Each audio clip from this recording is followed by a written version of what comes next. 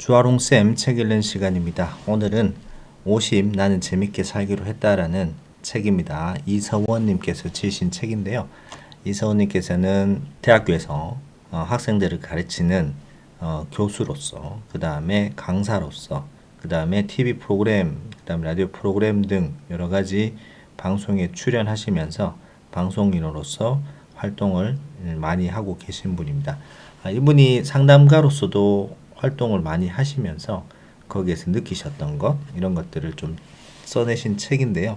책 내용이 짤막짤막하고 그 다음에 이해하기 쉽게 담겨져 있습니다만은 결코 내용이 가볍지 않은 그런 내용들로 되어 있는데요. 오늘 거기서 한 구절 알려드리고 이 책을 한번 보실 수 있으면 신간이기 때문에 한번 보시는 것도 추천드리도록 하겠습니다. 그 중에서 오늘은 인생을 숙제처럼 살고 있는 사람들에게 라는 구절을 같이 살펴볼까 합니다. 책 내용 살펴보도록 하겠습니다. 언제부터인가 나이를 의식하지 않고 살기로 했다. 다른 사람에게 내 나이를 이야기하면 벌써 그렇게 되셨어요? 라고 반문하는 경우가 많아졌기 때문이다. 50이라는 숫자를 넘긴 후에 부쩍 이런 말을 많이 듣는다. 상대방은 나에게 그 나이로 보이지 않는다는 칭찬으로 하는 말일 텐데 정작 나는 이 말에 별 감흥이 없다. 그러다 보니 몸이 약해지면 되레 반가운 마음이 든다. 점점 나이는 들어가는데 몸은 10대 청년 같다면 오히려 슬펐을 것이다. 이 세상에 태어난 모든 생명체가 어김없이 겪는 노화의 과정을 나도 겪는다는 생각은 잔잔한 슬픔과 함께 담담한 기쁨을 가져다 준다. 100세 시대가 된 지 오래다. 100살까지 산다는 소리가 놀랍지 않다 보니 오래 사는 것보다 어떻게 사느냐가 중요해졌다. 50은 100을 기준으로 하면 절반인 터닝 포인트에 해당된다. 나이 50을 어떻게 해석하느냐에 따라 50 이전의 삶과 이후의 삶에 대한 의미가 달라진다. 사람은 복잡한 존재이지만 크게 나누면 몸과 마음 두 가지로 이루어져 있다. 50을 기준으로 몸과 마음을 생각해 볼 수 있다. 먼저 몸을 생각하면 건강이 꺾이는 시기이다. 50 이전까지는 몸으로 산다. 특히 10대와 20대의 몸은 펄펄 날아다닌다. 며칠 밤을 새워도 끄떡없고 어디 뼈가 부러져도 금방 아문다. 쉽게 지치지 않아 하나를 마치면 다른 일로 달려간다. 그러다 50이 되면 확연히 달라진다. 감각이 먼저 고장이 난다. 노안이 오고 입맛은 둔해지며 귀에서 쇳소리도 가끔 들린다. 움직임이 느려지고 밤을 새우면 회복하는데 며칠이 걸리기도 한다. 인생은 몸과 마음이 이어달리기를 한다고 생각한다. 50이 되면 여태껏 열심히 달린 몸이 다음 주자인 마음에게 바통을 넘겨준다. 이제는 마음이 달릴 차례다. 이전에는 몸의 건강으로 생명을 유지했다면 지금부터는 마음의 건강으로 살아야 한다. 마음의 건강을 두 글자로 줄이면 지혜가 된다. 지혜란 어려운 일이 생길 때 가장 적절한 방법을 생각해내는 능력이다. 지혜가 생기면 어떤 일이 일어나도 크게 놀라지 않는다. 좋은 일에도 과하게 기뻐하지 않는다. 좋은 일이 잠시 머물다 떠날 것임을 알고 이후에 힘든 일이 올 수도 있음을 알아서다. 그래서 나쁜 일에도 지나치게 낙담하지 않는다.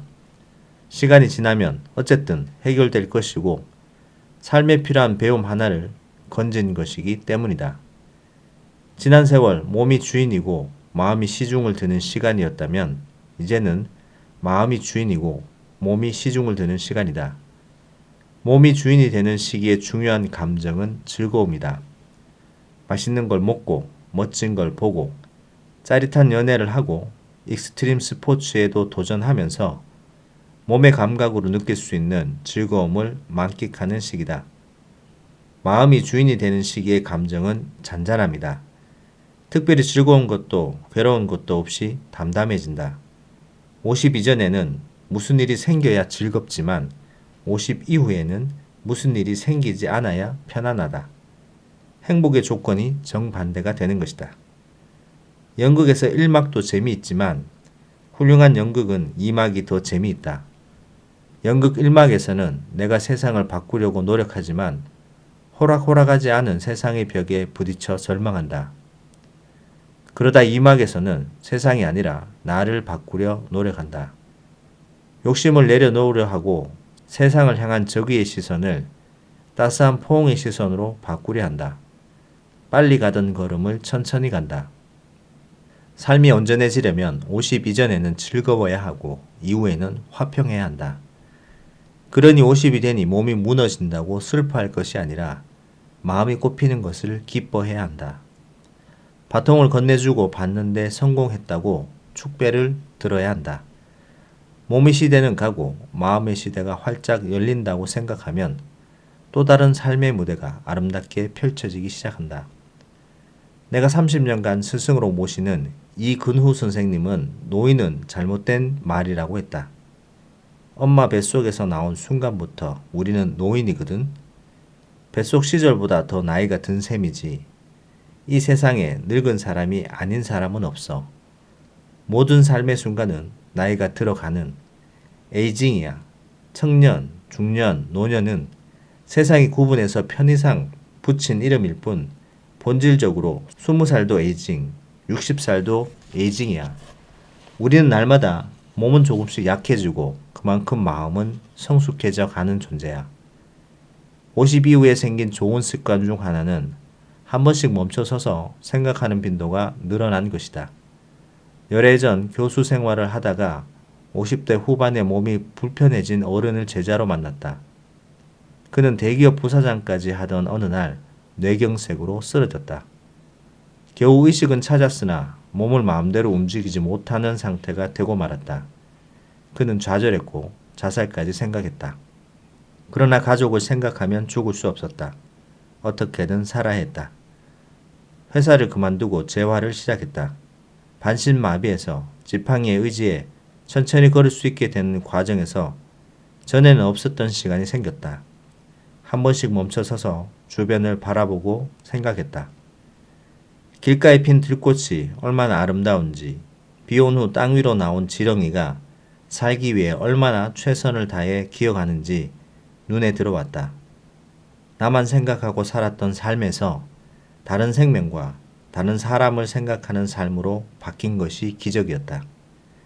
그는 자신과 같은 환자에게 위로와 친절을 베푸는 자원봉사를 시작했다.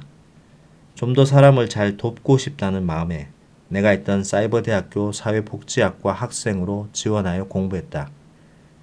그 제자를 보면서 깨달은 건 몸이 무너져도 마음이 살아나면 훨씬 더 풍요로운 세상을 살 수 있다는 사실이었다. 50은 숫자에 불과하지만 바통 이어받기에 중요한 숫자이기도 하다. 몸의 기능이 떨어지지만 마음은 성숙해지고 깊어진다. 몸의 시대가 저물고 마음의 시대가 열린다고 50을 해석하면 50은 눈부시게 아름다운 숫자다. 인생 2막에서 가슴 설레는 삶을 살 것인가, 약해지는 몸을 한탄하며 살 것인가는 각자의 선택에 달려있다. 나는 기왕이면 설레는 삶을 살고 싶다. 인생 절반도 아름다웠고 나머지 절반은 더 아름답다고 말하며 세상을 떠나고 싶다. 자, 여기까지입니다. 아주 짧은 글입니다만은 인생에서 우리가 50이라는 숫자 이후에 인생을 살기 위해서 그 전에 살았던 방식과 습관이 50 이후에는 바뀐다고 말씀을 해주고 있습니다. 특히나 몸으로 생활을 해왔던 것들이 마음으로 바통을 이어받으면서 마음이 좀 더 풍요로워지고 여유로워지고 그 다음에 한가해지는, 보지 않았던 것을 볼 수 있는 그런 삶의 여유가 생기는 그런 기준이 되는 것이 50이라는 숫자라고 말씀을 해주고 있습니다. 다만 모든 사람들이 그런 선택을 하는 건 아니기 때문에 이런 선택을 할 수 있도록 지금부터 찬찬히 준비를 해 나가시는 것도 좋을 것 같습니다. 50 이전에도 좋았지만 50 이후에도 아름다운 삶을 살기 위해 여러분들도 좀 생각해 보시는 그런 시간 되셨으면 좋겠네요.